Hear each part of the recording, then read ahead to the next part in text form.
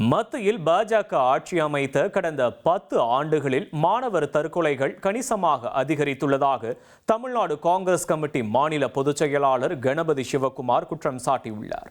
இது தொடர்பாக அவர் வெளியிட்டுள்ள அறிக்கையில் தேசிய குற்ற ஆவண காப்பகத்தின் புள்ளி விவரங்களை சுட்டிக்காட்டியுள்ளார்.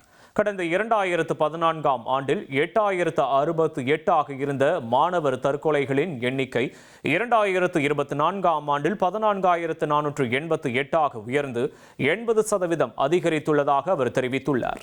மேலும் கடந்த 10 ஆண்டுகளில் நாடு முழுவதும் 1.23 லட்சத்திற்கும் மேற்பட்ட மாணவர்கள் தற்கொலை செய்து கொண்டுள்ளதாகவும், தேர்வில் தோல்வியடையும் அச்சத்தால் மட்டுமே 25,000த்திற்கும் மேற்பட்டோர் உயிரிழந்துள்ளதாகவும் குறிப்பிட்டுள்ளார்.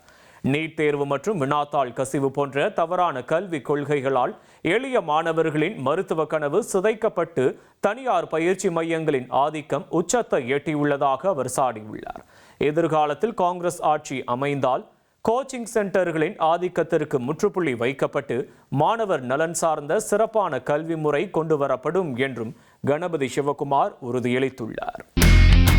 இனி செல்லும் இடமெல்லாம் செய்தி. தந்தி டிவியின் வாட்ஸ்அப் சேனலை ஃபாலோ பண்ணினா செல்ல இருக்கும் இடமெல்லாம் செய்தி. இதோ QR கோட் இப்பவே ஸ்கேன் பண்ணுங்க, ஃபாலோ பண்ணுங்க.